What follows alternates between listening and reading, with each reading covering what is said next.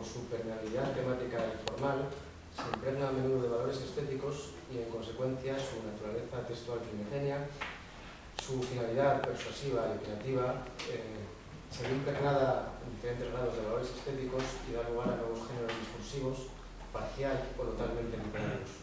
Para ello se parte de un corpus de unos 2000 textos seleccionados de entre las columnas periodísticas publicadas en los diarios españoles en el periodo que va de 1995 a 2007.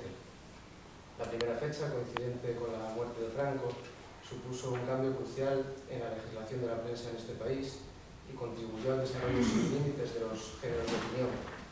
La segunda, 2007, vino marcada por la necesidad de una mínima distancia histórica y casi anecdóticamente por el fallecimiento de Francisco Umbral, al que muchos han considerado uno de los principales artífices del columnismo español contemporáneo. Como objeto de estudio, la columna ha sido abordada casi exclusivamente desde el punto de vista del periodismo y de las ciencias de la información y concebida, por tanto, como un género periodístico con finalidad únicamente persuasiva. Los escasos, aunque crecientes, estudios que analizan las relaciones entre la literatura y el periodismo conceden en general cierto estatus de valor literario o voluntad de estilo a la columna, pero no profundizan en la explicación del cómo y el para qué de la introducción de lo literario en el género. Por ello he creído conveniente un examen del fenómeno a la luz de la teoría de la literatura, entendida esta en un sentido amplio e interdisciplinar, para desarrollar mi propósito investigador. Así, en la primera parte de la tesis, que comprende los 4 primeros capítulos, se elabora el análisis teórico necesario y apropiado para el posterior análisis y clasificación textual que se acomete en la segunda parte de la investigación, en el capítulo 5. El aparato teórico de la investigación arranca con la revisión de los modelos comunicativos con el fin de proponer un esquema válido para el estudio de la columna como hecho comunicativo verbal.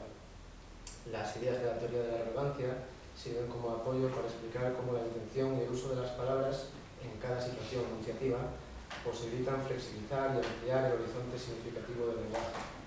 Los intercambios lingüísticos, los textos entre ellos, son por tanto instrumentos al servicio de la comunicación de representaciones mentales.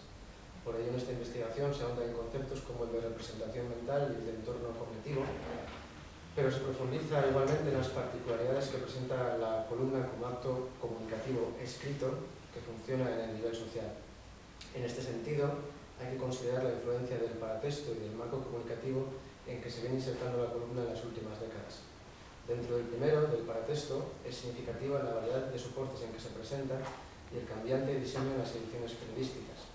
Frente a la volatilidad del resto de materiales del periódico, la columna ha confirmado su carácter imperecedero, en ocasiones por sus cualidades literarias, en las ediciones en formato libro que se vienen publicando en los últimos años. Incluso en la aún inestable edición digital de los periódicos, la columna ha gozado en general de mayor prestigio que el resto de contenidos del diario. En ambos casos, libro o soporte digital, la columna modifica su funcionamiento como hecho comunicativo a causa del cambio de coordenadas paratextuales y espaciotemporales. Dentro de las paratextuales son significativas la tipografía, las particularidades de la tipografía y el diseño en la edición digital. En esta edición digital, de hecho, el uso del hipertexto diversifica las posibles rutas de lectura y transforma las columnas en textos abiertos y multivocales. En lo relativo al marco comunicativo, la columna ha devenido en un tipo de texto cuyo contrato de lectura se renegocia en el mismo acto de cada lectura concreta. Esto es, las columnas constituyen lo que Bateson denomina un sistema evolutivo de interacción, en el que las reglas de lo que delimita el marco psicológico, las instrucciones de contemplación de la columna, están sujetas en buena medida al cambio. Y esta es precisamente una de las características que permiten la introducción de valores literarios en la columna. A ello contribuye igualmente el rol social de los participantes en el acto comunicativo, en especial el de los autores de las columnas, que son en muchas ocasiones conocidos a través de los medios de comunicación de masas por su actividad como escritores literarios. Se ha constatado como con frecuencia las fronteras entre el autor y su obra se difuminan en las columnas periodísticas. Los rasgos recurrentes de la faceta social del escritor se prolongan en el yo protagonista de los artículos e incluso llegan a percibirse como coincidentes con las huellas del autor implícito de sus obras narrativas, concomitancias que favorecen, en todo caso, la recepción de las columnas como textos ficcionales.